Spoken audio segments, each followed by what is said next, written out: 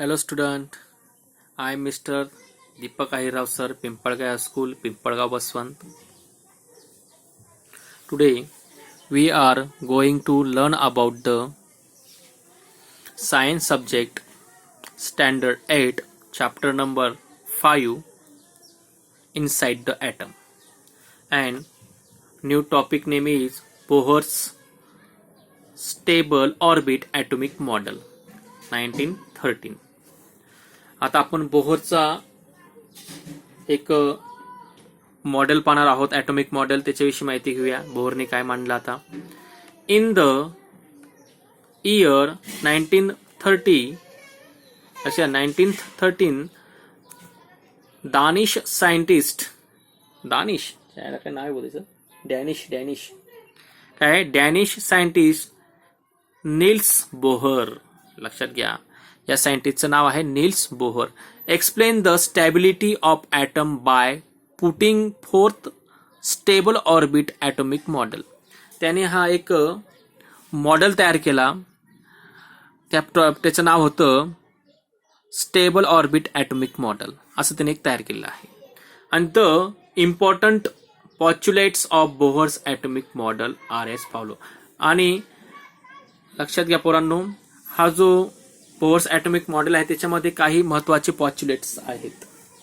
लक्षात घ्या, काही महत्वाचे असे काहीतरी पॉच्युलेट्स आहेत, म्हणजे त्याचा आधार आहे, चांगले आधार त्यांनी दिलेले आहेत, चांगले पॉच्युलेट्स त्यांनी मांडलेले. काय पहिला पॉच्युलेट्स पाहू आपण. The electron revolving around the atomic nucleus Lai in the concentric nuclear orbit at certain distance from the nucleus.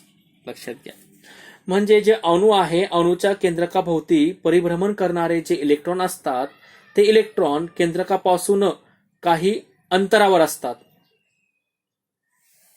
आणि त्या कक्षेमध्ये फिरत असतात. बघा, the electron revolving around the atomic nucleus. जे इलेक्ट्रॉन्स आहेत ते काय करतात रे, त्या ॲटॉमिक न्यूक्लियसच्या अवतीभोवती फिरतात.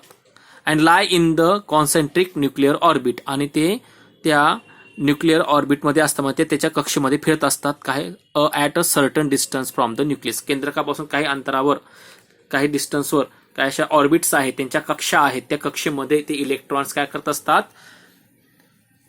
त्या केंद्रकाच्या अवतीभोवती फिरत असतात. हे त्यांनी सांगितलं आणि परफेक्ट फिरतात. बरोबर, इलेक्ट्रॉन हे फिरतात. पुढे बघा, आणखी एक पॉच्युलेट्स आहे. काय दिलं रे बघा रे, energy of an electron is constant while it is in a particular orbit. बघा, एनर्जी ऑफ इलेक्ट्रॉन म्हणजे इलेक्ट्रॉनची जी एनर्जी आहे ती कशी रे, पर्टिक्युलर एनर्जी कॉन्स्टंट असते. आणि while it is in a particular orbit. बघा, म्हणजे ते स्वतःच्या विशिष्ट कक्षेमध्ये असताना इलेक्ट्रॉनची एक अशी स्वतःची एक स्थिर ऊर्जा असते, कॉन्स्टंट अशी काय असते, ऊर्जा असते, एनर्जी असते. म्हणजे काही जे इलेक्ट्रॉन आहेत ते पर्टिक्युलर ऑर्बिटमध्ये आहेत आणि ऑर्बिटमध्ये असताना त्यांची स्वतःची काय असते, एक कॉन्स्टंट अशी काय असते, एनर्जी असते. ठीक आहे, हा एक पॉच्युलेट्स आहे. तिसरा पॉच्युलेट्स काय बघा, when electron jump from inner orbit to and outer orbit it absorb energy equal to the difference of its energy level, and when it jump from outer orbit to inner orbit, it emits the energy equal to the difference of its energy level. बघा, म्हणजे electron जे आहेत तर ते कक्षेतून बाहेरील कक्षेमध्ये, आतल्या कक्षेतून बाहेरील कक्षेमध्ये उडी मारतात.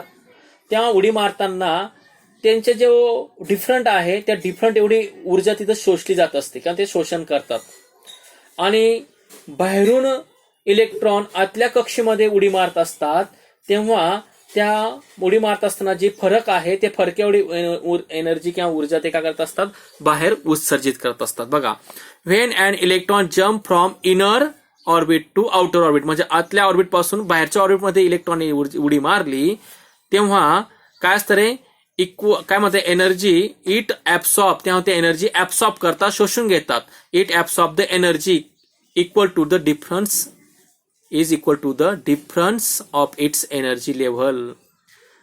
लक्षामध्ये, and when its jump from outer orbit to inner orbit, जेव्हा आतल्या बाहेरच्या ऑर्बिटमधून आतल्या ऑर्बिटमध्ये उडी मारतात तेव्हा त्यांची जी ऊर्जा आहे, म्हणजे फरका इतकी ऊर्जा आहे, जे फरक आहे तितकी ऊर्जा जी आहे, फरके इतकी ऊर्जा ती उत्सर्जित करतात. म्हणजे बघा, it jump from outer orbit to inner orbit, it emits energy. ते काय करतात, ऊर्जा बाहेर उत्सर्जित करतात. केवढी ऊर्जा? Is equal to the difference of its energy level. जेवढी त्यांची एनर्जी लेवल आहे त्यांच्या फरका एवढी एनर्जी ते काय करतात, जेवढा फरक आहे तेवढ्याच फरका एवढी एनर्जी ते बाहेर उत्सर्जित करत असतात, असे तर दिलेलं आहे. लक्षात घ्या. असा हा बोहरचे काही पॉस्ट्युलेट्स होते. आला लक्षामध्ये. आणि नंतर आपण पाहणार आहोत डू यू नो. जाऊ दे, आपण हा एक त्याचा माहिती घेऊ. बघा आता हे सर्व ऑर्बिट्स आहेत. बघा 1 2 3 4 हे काय त्या कक्षा आहेत, ऑर्बिट्स आहेत. आणि त्या कक्षेला फर्स्ट ऑर्बिटला एल शेल म्हणतात, दुसऱ्याला 2 ऑर्बिटला K shell, L shell, M shell आणि एन शेल असे म्हणतात. लक्षात घ्या, ना ते नावं आहे दिलेले. अशा पद्धतीने. आणि जो मध्ये जो असतो पॉझिटिव्ह चार्ज असताना या कक्षेमध्ये काय असतात, निगेटिव्ह इलेक्ट्रॉन्स जे आहेत, निगेटिव्ह चार्ज इलेक्ट्रॉन ते फिरत असतात. या न्यूक्लियसचा अवतीभोवती, न्यूक्लियसमध्ये पॉझिटिव्ह असतो. लक्षात घ्या. आता हा बोहरचं म्हणणं बघा पाहू आपण. Some more atomic model were put forth after Bohr atomic model. बघा काही असे ॲटॉमिक मॉडेल होते की काय म्हटलं त्यांनी, put forth after Bohr atomic model. म्हणजे बोहरचा जो ॲटॉमिक मॉडेल आहे, लक्षात घ्या, त्याच्यामध्ये आणखी काहीतरी त्यांनी मांडणी केलेली होती. त्यानंतर काही मांडणी झालेली आहे आफ्टर, त्यानंतर याच्यानंतरची. मग atomic structure was studied at depth with the advent of new branch of science called quantum mechanics.